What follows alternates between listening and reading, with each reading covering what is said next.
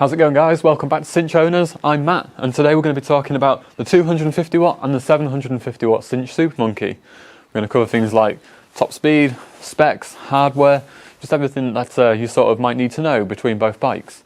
There's not too many differences, but the few that there are worth talking about. So let's get stuck straight in. So before we get stuck into what the differences are between the bikes, I'll cover what the similarities are. So they both have a Bafang hub motor.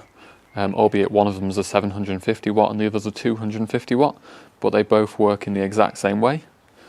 They both have a Shimano Altus 7-speed gearing, which is really awesome because you can actually use this bike like a normal mountain bike. Unlike a mid-drive bike, because the hub motor is built into the back wheel, if you run out of battery or you turn the electric off, you can still pedal the bike in the same way that you would a normal bike.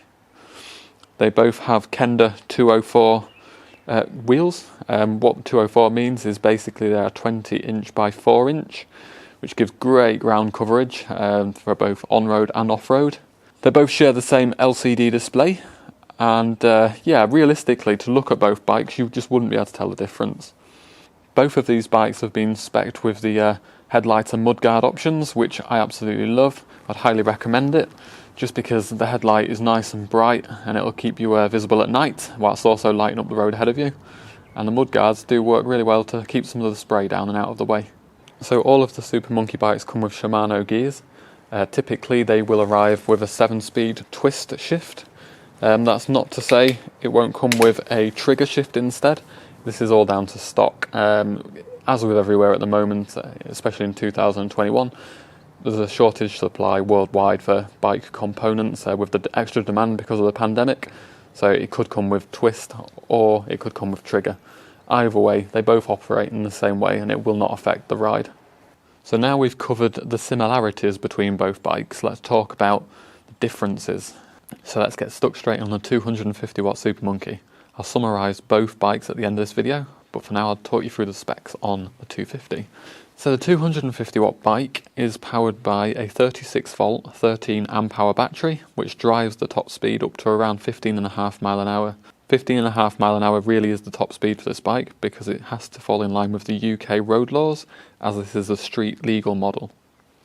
It has 5 levels of pedal assist. Each one of those pedal assist levels will take the bike to a different top speed. Now this is especially useful if you're trying to conserve battery, or if you're just taking it easy and just want to have a gentle ride, or if you want to push the bike to its maximum. I typically tend to use it on pedal assist 3 most of the time, but that being said, if I'm going against the wind or if I'm climbing up a hill, I put it in pedal assist 5.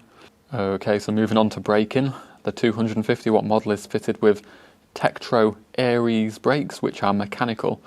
These are more than adequate for this bike because with the top speed being around 15.5 mile an hour, you don't really need much more stocking power than you'll find from these. And to be honest, front and back, they're both disc and they have brilliant stopping power. Okay, so moving on to the 750 watt Super Monkey. So this bike is the off-road spec, so it is not road legal. That being said, the bike is powered by a 48 volt battery this time, which is 14 amp hours, which drives the top speed up to around about 28 mile an hour. That being said, the bike will cruise all day at 25 mile an hour, which is really quick given the size of the bike, and it's got lots and lots of torque. So if you are using it off-road or you're using it for hills, the bike will have no trouble pulling up them. Just like the 250 watt Super Monkey, the 750 also has 5 levels of pedal assist and pedestrian mode.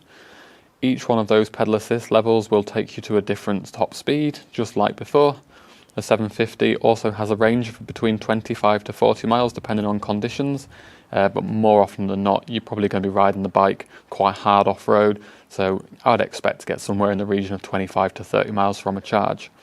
Also, the 750 watt model can be fitted with a throttle if requested by Synch. I would highly recommend this if you've fancy bombing around the trails quite regular, because it will be coming really useful. Unlike the 250, the 750 comes fitted with hydraulic brakes. These are especially useful given the fact that the bike can go a lot faster than the 250 watt model. So obviously the faster you go, the greater your stopping power needs to be. Also, the hydraulic brakes give you much more feedback when you're pulling them, which again, if you're using it off-road, you're going to need that responsiveness from the brakes. So there you have it. There's some of the points to consider when purchasing your 250 or 750 watt Super Monkey.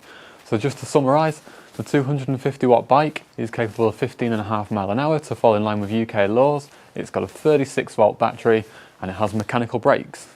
And the 750 watt bike has a top speed of around about 28 miles an hour, but will happily cruise at around 25 all day. That is powered by a 48 volt battery and it has hydraulic brakes to stop you quicker with the extra speed. Both of the bikes have got the exact same frame size, so you haven't got to worry about that. And throttles can be fitted to both bikes as an option. Yeah, which bike should you choose? I would go with a 250 watt bike if you want to have a traditional cycling experience with a little bit of assistance to help you. You will never break a sweat while using it. I personally love the 250. It's my go-to choice for everyday riding.